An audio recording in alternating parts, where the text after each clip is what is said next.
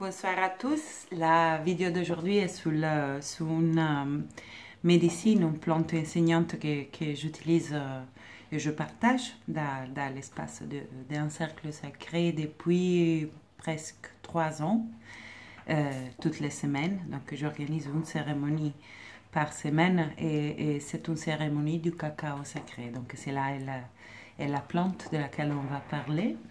C'est très différent du chocolat comme on le connaît.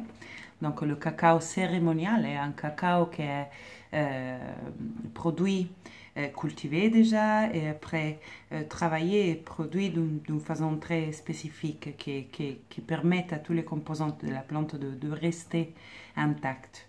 La plante du cacao est une plante de guérison, est une plante médecine, et est une plante enseignante. Elle fait partie de cette famille des plantes enseignantes.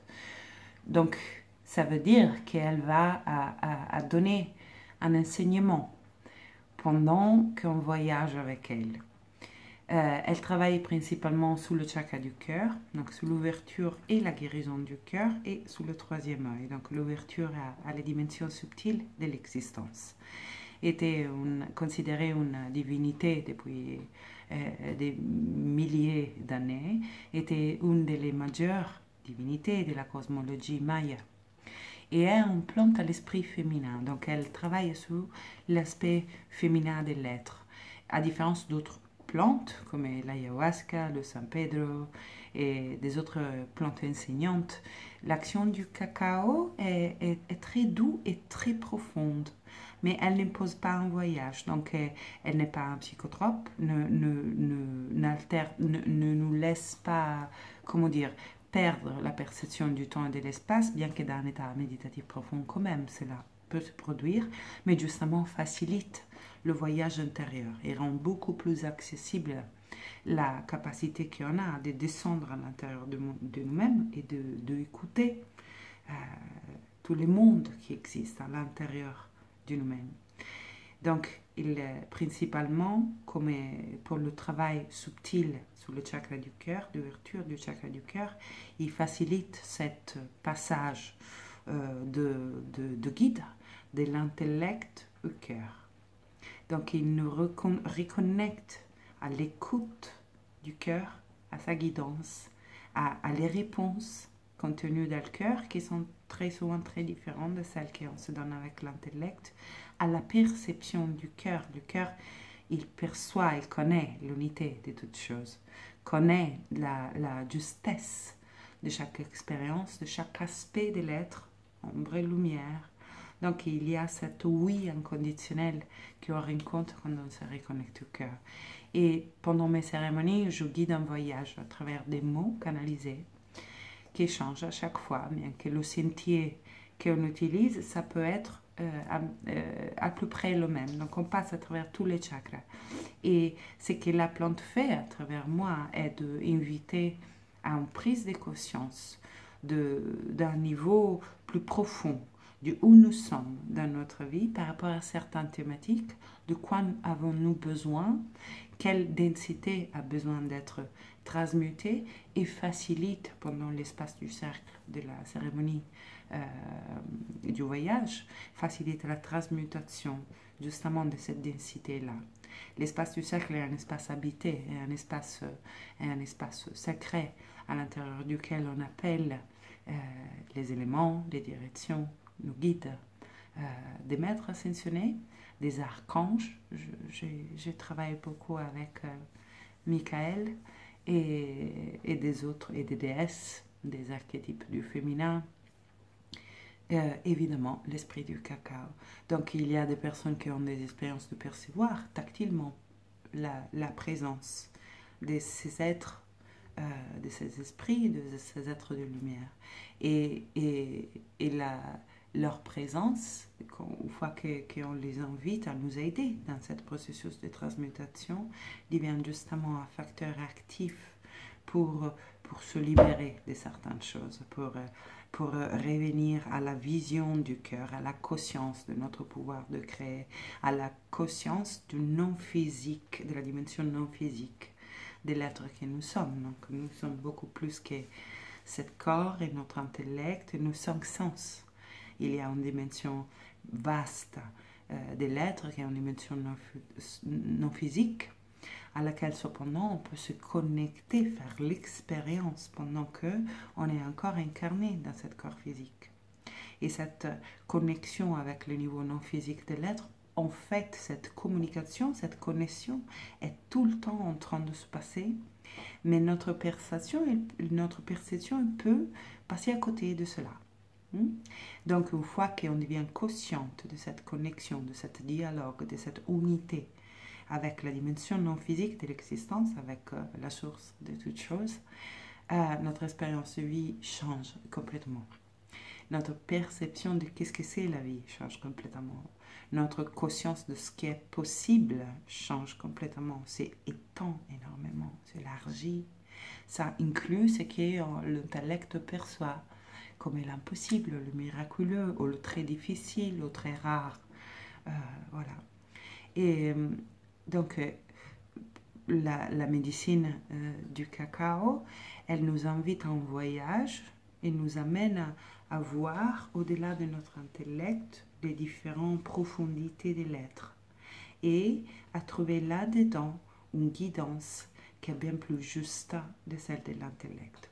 En travaillant sur le chakra du cœur, inévitablement, elle va traverser aussi les couches de densité émotionnelle qui sont la raison pour laquelle effectivement on a monté quelque part notre axe perceptif du cœur à l'intellect. C'était essentiellement pour ne pas pouvoir processer des émotions denses, donc souvent dues à des traumatismes.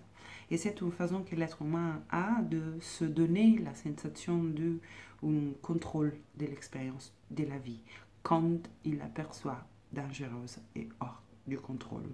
Donc c'est généralement un mouvement qui commence dans l'enfance et se cristallise dans l'être. Mais tout l'enjeu du chemin initiatique, du chemin d'éveil, si vous voulez, à notre vraie nature, à qui nous sommes vraiment, donc pas juste la dimension physique, mais à qui nous sommes dans toutes nos dimensions et dans la dimension subtile de l'être et donc de l'existence. Tout ce chemin-là consiste dans cette revenir à l'outil, l'intellect, qui perçoit à travers un système de croyances qui ne sont que des formes, des créations humaines, à une vérité et une perception plus libre, plus vaste, plus exacte, plus ancrée dans le vrai de notre nature, qui est d'être cette essence, présence, conscience, hors du temps, hors de l'espace, qui n'a pas de début, n'a pas de fin, cette vide créateur dans lequel tout émerge. Mais de faire que cela, ça puisse devenir autre qu'un concept spirituel, un aperçu d'expérience. Alors, la plante du cacao, elle aide exactement à ça, comme beaucoup d'autres plantes. L'effet du cacao est celui-là de nous vitaliser, donc il nous ancre profondément dans le corps, et juste comme un arbre donc, qui pousse profondément ses racines, parce qu'on travaille avec l'énergie de la mère terre.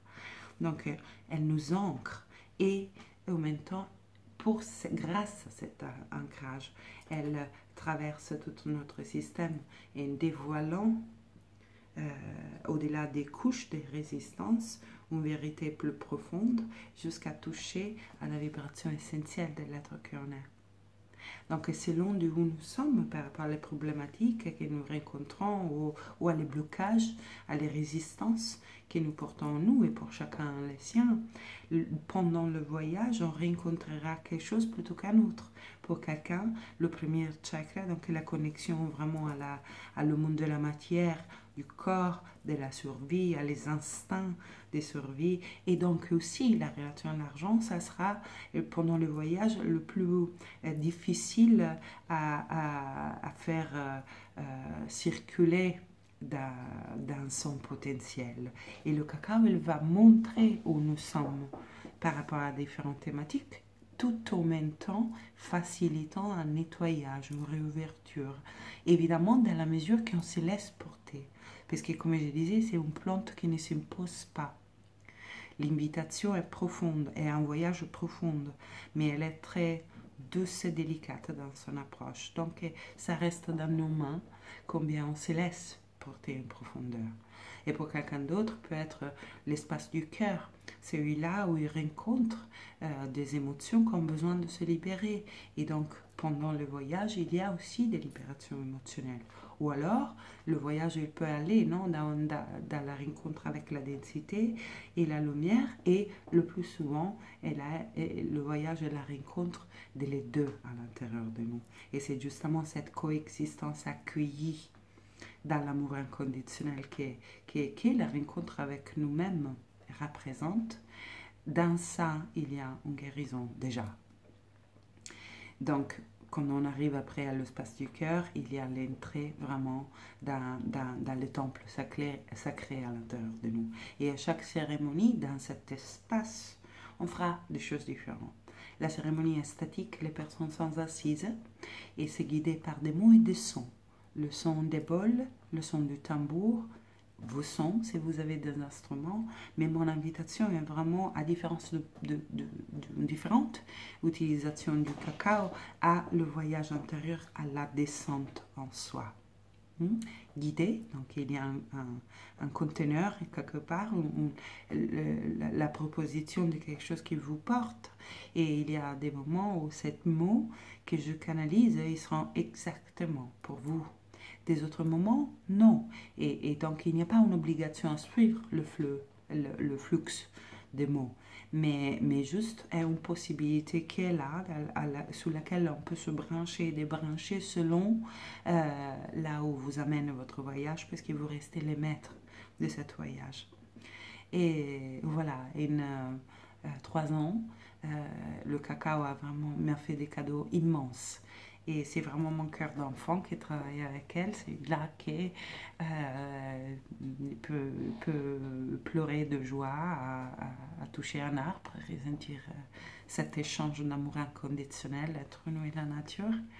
Et c'est, voilà, j'ai été cherchée par le cacao et je suis totalement honorée d'être au service de cet esprit si ancien qui travaille depuis 2 millénaires avec le cœur des êtres humains. Et une légende parlait du moment pendant lequel les êtres humains ils seraient tellement déconnectés de leur cœur et du vivant, donc et de la nature, que la grand-mère cacao, l'esprit des cacao, ça serait sorti de la forêt pour aller guérir le cœur des gens. Et moi, je pense qu'on est exactement dans cette époque qui était prophétisée et je suis totalement honorée d'être au service du cacao. J'organise une cérémonie chaque semaine. Il y a un numéro limité de places parce que quand même c'est un voyage qui a besoin d'espace et d'espace dans le sens de silence, de possibilité de rentrer à l'intérieur. On perd assez la perception du temps. Et ce qu'il lâche est une légèreté du cœur et une sensation de vie plus intense, plus réveillée quelque part. Et une facilité à ressentir un lien, une résonance du cœur avec tous les présents. C'est comme c'est présent. Et comme c'est le voile de la séparation, ça se déchirait un peu. Ça se faisait beaucoup plus subtil. Je travaille aussi avec le cacao et l'énergie de la lune. Donc, tous mes cercles de femmes, il y a quand même la proposition du cacao, justement parce qu'il y a un esprit féminin, parce que l'esprit du cacao, comme la lune, invite à une intériorisation, à une rencontre avec soi, et dans cette rencontre, à une libération, à un changement, à une guérison, à une redéfinition de quelque chose. Voilà. Et un temps pour faire clarté à l'intérieur, une clarté profonde, une clarté ancrée sous le cœur, pour retrouver la conscience de notre pouvoir créateur, pour la partager joyeusement avec des autres voyageurs, et un temps pour se mettre à nu et pouvoir accueillir la nudité des autres. Voilà, donc je serais absolument ravie de de vous accueillir pendant une cérémonie. C'était mieux. Donc, toutes les semaines, là, le jour il change entre jeudi, vendredi, au samedi, au dimanche. Voilà, c'est, on va dire, la deuxième moitié du week-end. Vous trouvez toutes les informations sur la page Facebook, sur mon Facebook ou mon groupe Meetup que je vais essayer à écrire en bas de la vidéo. Et donc, vous n'aurez pas qu'à venir essayer de voyager avec cette grand-mère parce que le cœur vous en dit. Bonne soirée à vous. Au revoir.